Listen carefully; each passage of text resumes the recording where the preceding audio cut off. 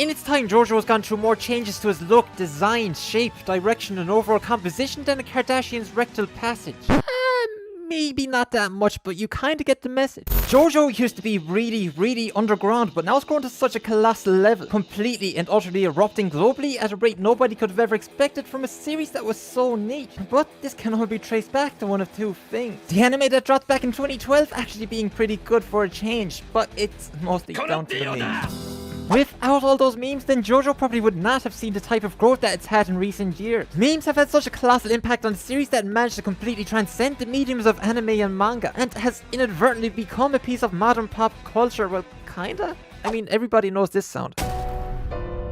There are so many scenes in this series that when the manga first released would have had next to no impact, but because of how the internet's fucked our sense of humor have become bigger than Araki could have ever intended them to be. JoJo was once the benchmark you could use to figure out how deep into anime culture a person was or the sort of taste a person has. Now it's the standard. Historically though, JoJo's looks and characters have always reflected the ideal man of the era in which each part existed. In the 80s, your girlfriend wanted to be pounded by Arnold's Flying Ken, and JoJo reflected that. Then JoJo began to influence our own world. 1999 saw the introduction of Brad Pitt's being shredded to a point where a paper cut would prove lethal, a direct result of JoJo's switch to the lean and toned physiques introduced in part 5. And now at a time where K-pop is never more than 1 minute away from looking like a minor stand user, JoJo has once again taken the lead and largely influenced society to the point where now the super weird and extremely sus fashion wearing skinny boy is the most desired male archetype of the modern era. Stop the world and let me off. When JoJo started out, it was simple. One buff dude fights another buff dude, it's all escalated to one of them wanting to get inside of the other. It was easy. Each new installment then came to the series and added and improved on the last one. Part 2 had a great protagonist, but the villains got kinda shitty. Part 3 then looked like it fixed a lot of those problems, but then came along with some pretty bad pace and inconsistencies and just some random fucking ass pulls. Parts 4 and 5 then were damn near perfect, but they took their time getting everything moving and also brought back that same problem we saw in part 1, where the protagonist of each part had to rely heavily on the support of all the characters around them. To such a point where most fans will lay down their fucking lives to preach that Koichi, Rohan and Bucciarati were the real main characters of their respective parts. Which is a real fucking argument, because part 5 broke that cycle of having the previous parts JoJo appear in the series. You didn't get Josuke this time, you got Koichi pull up in his place instead. And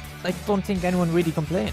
But it's these constant changes that kept JoJo alive all of this time. Seeing the series move from the superpowered street fights of part 1 all the way up to where we are now in part 8, where stand battles have grown and changed constantly as both the series and Araki have grown over time. With some of the biggest changes to ever impact the series in so many different ways coming in Stone Ocean. An entry to the series where Araki legitimately said fuck it and left all of his creativity out there for everyone to see. And yeah, it gets pretty fucking weird at times. But what he also did is piss off a lot of fans as a result of some tiny decisions and ending JoJo as we knew it. Part 6 is Stone Ocean is where Araki basically cracked the formula. We got the final product, the secret fucking sauce. We have a protagonist that actively pushes the narrative, a villain that actually appears and is active in the first quarter of the story, and everything just reaches these new highs. Then why the fuck is it one of the most controversial parts in the history of JoJo? For an entry that does so many things right, how is it consistently either regarded as a middle-of-the-road entry by some, but then as the peak of the series by others? Stone Ocean first dropped in January 2000, just months after part 5 ended, and while the entire premise of the story was largely the same as previous parts, Araki was woke before his time and opted to have most of the main cast in a series that is being released in a magazine aimed at 10 to 18 year old boys that were listening to Eminem and playing Tony Hawk.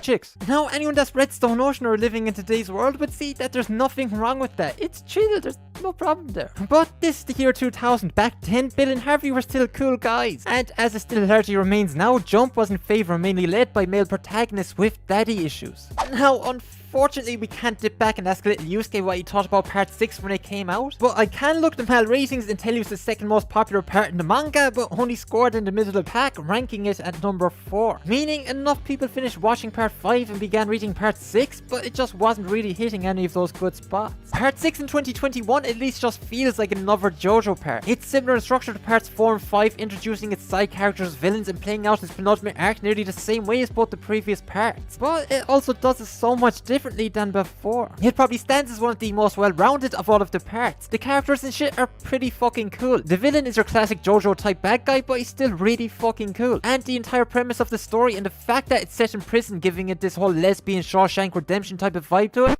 It's okay. But the one thing that keeps popping up time and time again when anybody talks about this part is just how weak and just downright dog shit forgettable a lot of the minor villains in this part are. Stand battles are effective if you want to make up most of the modern JoJo series, but in Stone Ocean they can either involve the most insane, out there, over the fucking top stands we've ever seen, or just be shit. JoJo as we know it pretty much relies on minor villains and stand battles to keep everything rolling from one side of the story to the next. So for the stands that represent the majority of the conflict in the series to be bad more times than they should, it then begins to become a bigger issue that affects the entire pace and the flow of the story. The problem mainly comes down to the consistency of the stands themselves. Araki can create an entire arc focused around a relatively simple yet genius stand ability paired and used in tandem with another one. But then he can immediately follow it up with something that feels entirely like a filler episode dragging out longer than it should and has zero fucking substance to it whatsoever. And it's because of these inconsistencies and just how downright dog shit confusing a lot of these stands can be that leaves a sticky, gooey, salty taste in your mouth after reading it. This then only gets worse when you pair the quality of the stands with this also very small detail concerning how something played out over the entire course of part 6. It just really left a lot of the fan base pissed, leaving a real divide once it had come to an end. Some people absolutely love it and some completely despise everything behind it. As with how it did wrap up, it really made it look like Araki was trying to wipe his hands clean of any further involvement with JoJo, which was only further enforced when the next series that he released in Jump was simply titled Steel Ball Run. However, when part 6 did wrap up, it looked like it was the end for the entire franchise, and after nearly 20 years it had come to a close, resulting in fans creating their own theories as to why exactly when Araki did return it was under the new and rebranded Steel Ball Run. Was JoJo actually not performing as well as it should have been, resulting in Jump pushing Araki to end the series? Or was he just shit sick and burnt out from writing in the same world for such a long fucking time? Anyway, I have fucking crawled across forums trying to find any reports about how Stone Ocean was actually received way back then. But all of this happened pre-modern internet, so the only thing you can really find comes from JoJo fans that say they were around at that time on Reddit. A lot of opinions support the theory that from part 3 onwards that JoJo was slowly losing popularity in the magazine, with Araki himself being told that he must finish with JoJo and create a new title for Shonen Jump when part 6 had ended. Hence why part 7 Steel Ball Run was just initially titled Steel Ball Run, until it later switched magazines where it then became known as JoJo Part 7, with this then being supported by people saying that Araki had been running out of ideas, and that JoJo was just being reskinned and repurposed with parts 4 to 6 as they all carry a lot of similarities in their overall structure. The thing is that with most of these opinions make it sound as though the entire series was on a massive downturn and that Stone Ocean ended a very tough time for the entire series. But they're just opinions. You can actually find a Twitter user who's translated an entire interview that Araki did that appeared in a Japanese reprint of Stone Ocean. In the interview, Araki basically details how part 6 was an entry where he pushed himself to an absolute creative peak, that everything he had put into that part was the very best of what he could put out at that time, that he saw no possible way to continue in that set world of JoJo, and that everything he had wanted to do with the series had reached a natural conclusion once he had finished writing part 6. Holy shit, that was a mouthful. And this all just sounds a fuck ton more realistic than any of the fan theories that keep popping up online, making it sound that Araki was actually able to put an end to the series where he wanted to, and actually conclude everything he'd been working on for nearly 20 years at his own pace.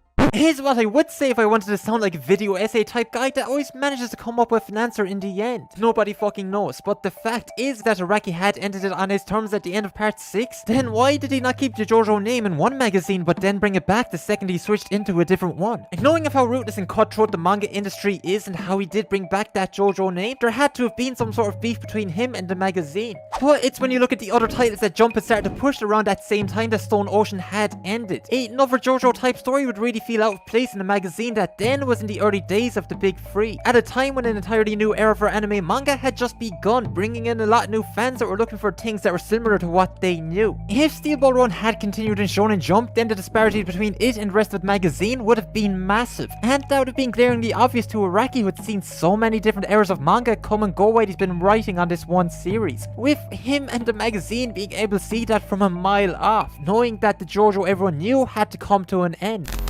And if we put the internet away, part 6 is actually pretty fucking delectable. Jolyne actually pushed his narrative so much more than both Josuke and Jono combined, who kinda just fell into whatever happened around them. And the supporting cast that usually play such a large role in the story are still there, but this time around the story isn't as reliant on them as in previous parts. Now, this could be seen as a problem, especially if you're not a fan of Jolyne, but she's kinda one of the best MCs we've had. Jolyne is actually an absolute badass on a mission from the jump, and constantly has her mind on what she needs to do. do, which is so refreshing because from the early stages of the story we get a clear goal and objective that we're after. Part 6 also contains some of the very best art that Araki has put out up until this point. Read the colored version of the manga if you can find it. But that part hasn't been localized in my area, so therefore I can't read it. Okay, look at the screen right now. Boom, there you go. Read it the way that God intended and then pay later. Real fans, read by any means necessary. Stone Ocean represents a lot for JoJo. It's the end of an era and the culmination of every part that came before it. Part 6 has its problems, and yeah, they're pretty big fucking problems, but its highs and peaks are some of the wildest in the series, and once it's animated, it'll probably take over.